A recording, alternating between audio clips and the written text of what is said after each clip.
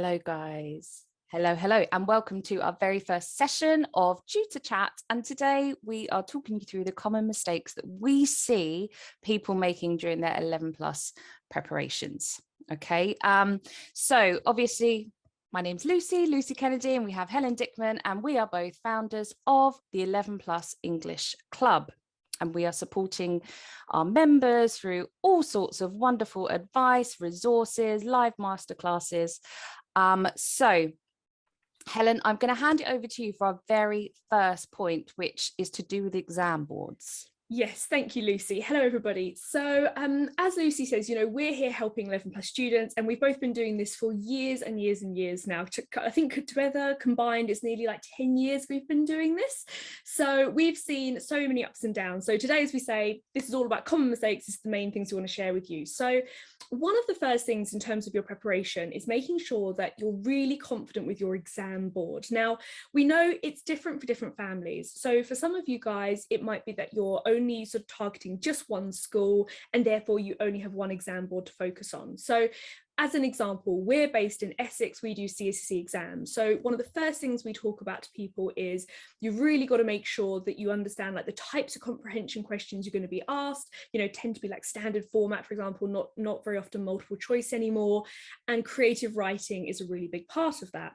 However, if you're maybe doing other exam boards like GL or CM, now they have different variations to them, but generally they don't often tend to have things like creative writing, things like that in there. Questions are often a bit more multiple choice. So all of this is really important for your child from like an exam skills perspective. Like they need to know in terms of like timings, they need to know how they're going to be marking off their answers. Now, in the early stages of year 3 and 4, you probably don't need to worry about this too much, like have it in the back of your mind. But I think in those early stages, I don't know if you agree, Lucy, but it's more about like skills and confidence and understanding types of questions. But then as you sort of get into year 5 and you start like this sort of time of year now, so we're recording this in June, lots of people are doing mocks. This is the time when you really need to have it sort of fine-tuned. And yeah, your kids should feel really confident they know exactly what they're going to be facing in their exams. Yeah, absolutely. I do agree, Helen. I think with year 3 and 4, specifically, well, up to the beginning of year 4, I would say it's all about consolidating those core skills. So whether that's in maths or English, it doesn't matter, working on those core skills and really just building confidence. Because the way I explain this to our students is you can't expect someone to learn something new and also be able to do it within a time constraint. So that is the equivalent of basically giving like an 11 plus paper to, I don't know, a year 4 child who's not learnt the syllabus and also doesn't know how to do it within specific times. So that's definitely something that we work on once the child has covered the syllabus, is confident with the skills, and is then able to practice them within time limitations. So yeah, so thank you, Helen. That takes me on to our second mistake that we see quite a lot, which is not leaving enough time to prepare. Now, this is a really tricky one because you don't kind of want to lead to burnout too early and start too early with preparation. But obviously the flip side of the coin is you don't want to start too late. And in fact, I would say that's probably the worst one, is starting too late and not leaving enough time. So we tend to use a rough gauge of your child being around a year ahead academically within their school. So if they're preparing for 11 plus, they need to be looking at topics that are maybe a year ahead in the national curriculum. So according to, their school and their setup, if they're in year 4, they would be pushing themselves to look at year 5 topics. If they're in year 3, they'll be looking at year 4 and so on. And that's simply because the 11 plus process is so selective that they should be looking, at challenging themselves when it comes to both maths and English. I will say that last minute preparation is possible, but it's stressful. It's very stressful, and you would have to take that into account as parents, in order to support your child emotionally and mentally at home through that whole process and trying to rush something. It's possible, but the child, I would say, has to be very, very committed. Parents too. Parents ultimately need to be able to provide support at home, and kind of structure that into your routine. And I guess it doesn't necessarily set the best example for how they should treat their academic studies going forward as well. Let's say they do pass the 11 plus and they get into grammar school. Grammar school is fast paced and you have to be one step ahead all the time. So, you know, leaving things to the last minute, is that going to be a common occurrence? If it is, maybe it's not necessarily the right path for your child. I don't know whether you agree, Helen. Yeah, no, I do. And I think like we say, don't get me wrong, sometimes for different people, different circumstances, and maybe they only hear about the 11 plus sort of at a later stage in the year. Yeah. And it is, you know, like Lucy says, it is 100% something that you can do, but it's always I think a way up between whether it's sort of worth that real commitment and intensity.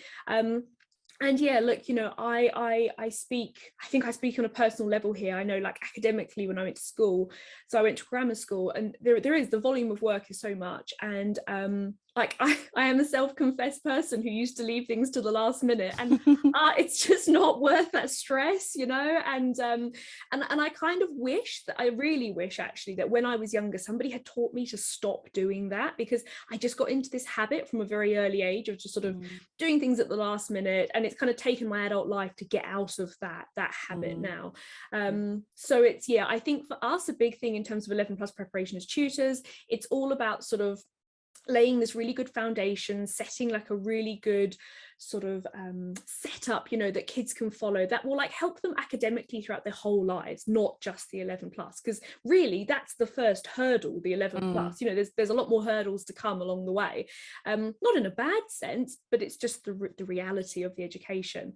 And somebody asked as well, when should they have the syllabus covered by? So I would say by sort of Easter term of year 5, the majority of the syllabus should be covered. I think for me, I feel like between Easter and the September of the exam, this is like a really good time for mocks, identifying those gaps, revision, things like that.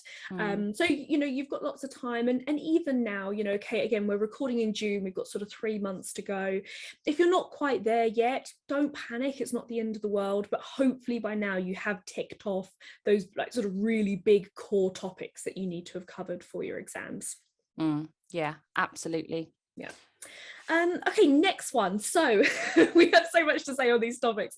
So the next one is another mistake we see. So this almost sounds a bit counterintuitive to what we were just saying, but it's all a balancing act. So one sort of, I guess, mistake we sometimes see people making is they do too much work. You know, you can have too much of a good thing. And I think that, you know, what we find sometimes is that parents and families, you know, they want to practice sort of every resource they can find, they want to give their child the best chance. But what can sometimes happen is when that happens over a long period of time, the child can become quite disengaged from it. And then what happens is they kind of switch off. That's when you see like the silly mistakes coming up all the time. That's when you see their motivation dipping. They almost sort of stop taking the process, I guess, so seriously, because it's just becoming a bit monotonous. Like, you know, I really empathize with these kids. I think if somebody got me to sit down every afternoon doing paper after paper after paper, like, I would switch off from it. So yeah, I think from our perspective, it's not that we don't want the kids to be practicing, as we do, but it's finding that balance, you know, of maybe just doing like little and often here and there, like 3 or 4 hours in the evening. Like, that's intense. Think about us as adults, we work 7-8 hours a day, then to come home and sit down and do another 3-4 hours work, like, it's like, for your mental health, I personally feel like it's just too intense. So I think doing little and often, but doing really effective pieces of work, you know, my recommendation would be once every couple of weeks at the moment, do a mock, identify the gaps, and then over those 2 weeks, spend 20 minutes a day focusing on this one core skill that maybe they lost marks on. Then the next day, another 20-30 minutes on that one core skill. So again, you top it up, and then in a few weeks' time, you do another mock, and fingers crossed, they've practiced that, they get those marks, and then you'll see the scores just gradually going up and up and up, and you won't see so many of those little silly mistakes. Yeah. Absolutely. So it's just about working smarter, not harder, which is something that Helen and I talk about quite a lot. But it's true, you know, even within our work lives, professional lives, and busy schedules, everyone has really hectic schedules nowadays, you know, with clubs and, you know, extra support. So it is about making the most of that time and being smart with that time, as opposed to just like filling every single gap and hoping that it will work. So yeah. And So just yeah. quickly as well, sorry, we had another question, someone asking where would you suggest doing the mocks? So I mean, one thing, inside the 11 Plus English Club, we do mocks. So we run monthly mocks from this time of year onwards, once a month, again spacing them out, we do feedback, everything else. So for members, you can do it with us. And then, you know, there are lots of different options. There are test centres out there. You know, even though we run mocks, we still recommend our members going and doing mocks in test centres, because there's just something about that experience of putting your child into a room, unfamiliar faces, unfamiliar setting, a bit more pressurised, a bit more serious. Like, it's a really good taster for them. And the first mock, don't stress about the scores too much. Like that's just their first taster of it. You know, give them a chance, let them sort of keep going through that process. Otherwise, you can do mocks at home, but we do recommend when you do that it's a nice quiet environment. That's not always easy. We know when there's siblings and, you know, there's all sorts of noises and things going on. But if you can minimize that noise just for 2 hours, you know, try and maybe keep the siblings busy, no TV, no noises in the kitchen, say if they're working at the dining room table, things like that, that will just really help them to kind of focus and take it more seriously. So yeah, you can have the sort of informal ones at home and then the more formal ones going to the actual test centres. Yep, absolutely. So that leads us on to our next point, which is not focusing enough on building your child's confidence. Now, we realize that's a bit of a statement. And when it comes to being, you know, parent and kind of monitoring your child's progress and everything else that comes with it, it is a lot of work. And especially if you have other children, you know, it can be really easy to just lose focus and to just, yeah, kind of get tunnel vision with something and feel like they need to be scoring this, they need to be doing this. But actually, within our experience as tutors, we know that a lot of academic performance is down to confidence. And really, in, you know, layman's terms, it is the key to success in the exams. So a child that is maybe doesn't know absolutely everything, but is very confident, going into an exam is going to feel as if they have, you know, the right tools that they can then use within that exam. They've practiced different exam techniques. They've, you know, they're focusing on their timing, things like that. And I think, to be honest with you, the students that are quite laid back and are quite confident are usually the ones that sail through the exams. They don't kind of let anything else get to them. Which is really important. It kind of, confidence helps prevent them from having, like, you know, wobbles or moments of panic. And it also teaches them how to handle that pressure, which obviously we know in life we are going to experience. So they may feel more likely to tackle, you know, tricky questions. They may just basically be able to maintain focus throughout that whole exam, as opposed to maybe hitting a point. Because I can remember this as, you know, as a youngster, is like sitting, say, end of year tests or things like that, and seeing a question which I knew I couldn't answer, or I didn't have the knowledge, or there was something there that I, you know, just, and it would throw me, and I'd sit there and the rest of the exam would just be, it's like a huge curtain just came over and was like, yep, you've failed, you can't do this. So, and that's just one question. But as, if only, it's hindsight, isn't it? It's hindsight. If only you knew that when you do get to that sort of question or that moment in the exam, you have to just kind of nip it in the bud and think, okay, it's only 1 mark, or okay, it's not the end of the world. I don't know it right now, but I'm going to continue with these questions and come back to it, and maybe something would have jogged my memory and I'll be able to apply my skills. Yeah, I could seriously remember that. So but if we do have the confidence and we have the practice of exams, then those moments reduce, which ultimately will lead to better success. So yeah, definitely. I think everyone listening to this can relate to that moment in the exam. We've all had that, like when you were younger, you opened up the test paper and the first question you saw and you were like, well, I've never been taught this. That panic. And you can hear your teacher's voice in your head like, yes, we have. Yes. But yes. I think, yeah, I mean, I think when we do mocks, a huge thing I say to the kids is, look, don't necessarily treat the exam as you have to get every single question right. I mean, look, if we're totally honest, the exams aren't designed for that. Like, if they were designed for the kids to get every single question right, it would almost kind of, the whole process would be pointless, wouldn't it? Because then the schools wouldn't be able to kind of then pick, I guess, their top 5% or whatever 10% that they're going for. So I say to the kids, look, treat it like it's a game.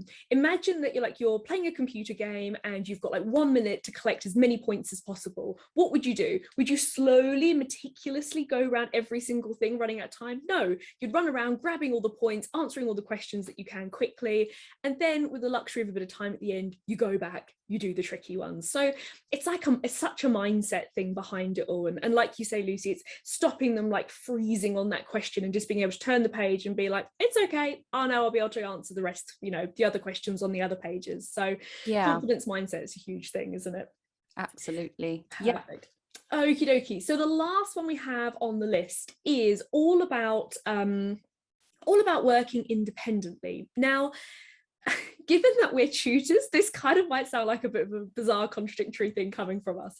But one thing that we say is, look, don't throw all your money at the problem. Don't throw all your money at tutors and courses and all these sorts of things, and rely sort of solely on tuition to help your child. Because, a big thing that we often say to people is that this kind of goes back to almost what we were saying earlier about that whole getting into a good routine of studying and things like that. Like, I think for us as tutors, we see ourselves as people who are here to like help you and support you, give you guidance, answer your questions about the exams if you're unfamiliar with them, teach tips and tricks and give you the resources that you need to practice.